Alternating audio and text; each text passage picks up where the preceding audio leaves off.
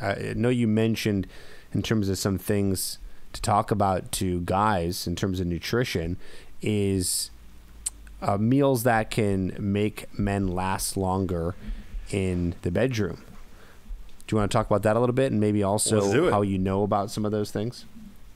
Yeah, so this is actually cool. So there's a few ways to tackle this topic.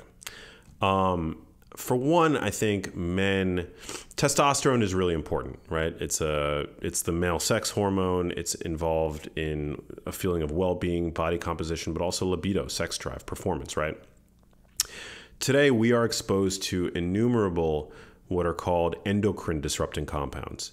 A lot of these compounds are leached into our food via plastic and nonstick coatings on pans and in the wrappers used to wrap fast food and ultra processed foods. So the first thing that I think that people should become really mindful of, also store register receipts are covered in a compound called bisphenol A, which we know is a potent endocrine disruptor. And these compounds in the body actually act like the hormone estrogen. It's been known for a century at this point that these compounds, whether we're talking about bisphenols like BPA, phthalates, parabens, they're what are called xenoestrogens. They act like estrogen in the body. So if you want to be more masculine, more manly, reduce your exposure to plastic. Don't drink out of plastic. Don't reheat your food in plastic. Avoid eating foods, greasy foods, fast foods, for example, that are wrapped in plastic grease-proof papers. Get rid of your plastic in the kitchen, like Tupperware. Don't store wet, salty, acidic, fatty foods, warm foods in plastic Tupperware. Non-stick pans, I would say, get rid of those. Now, when it comes to optimizing testosterone via nutrition, we want to do our best to eliminate added sugar.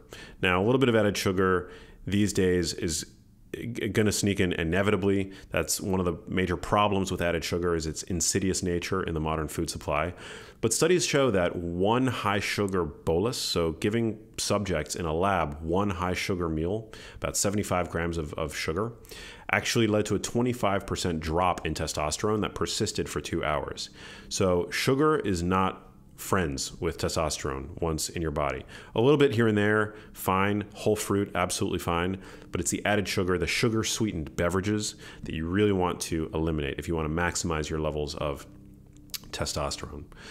I guess the third thing that I would point out is that nitric oxide is a really important gas that we create in our blood vessels. It's responsible for helping us maintain healthy blood pressure. It also helps to boost blood flow, right? Viagra is a drug that works via the nitric oxide pathway to increase blood flow to the penis. It's what causes it's what leads to an erection, right?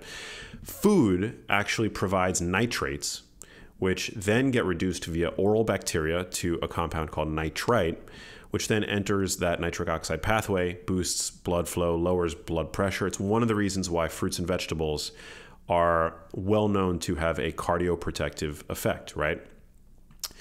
People who swish with antiseptic mouthwash are destroying the bacteria in their mouths that play into this nitric oxide pathway that are crucial for reducing nitrate in our produce to nitrite. So if you're routinely using mouthwash, antiseptic mouthwash, you're basically negating the ability of your food to have a cardioprotective effect, and you're hurting your body's nitric oxide pathway. They've shown that people who frequently use antiseptic mouthwash have a 50% increased risk for developing type 2 diabetes and a doubling of risk for developing hypertension, both of which, by the way, are associated with erectile dysfunction. And erectile dysfunction is a very early indicator, but seldom discussed indicator of cardiovascular disease, or sign of cardiovascular disease. So you want to make sure to reduce your use, if not eliminating it completely, of antiseptic mouthwash.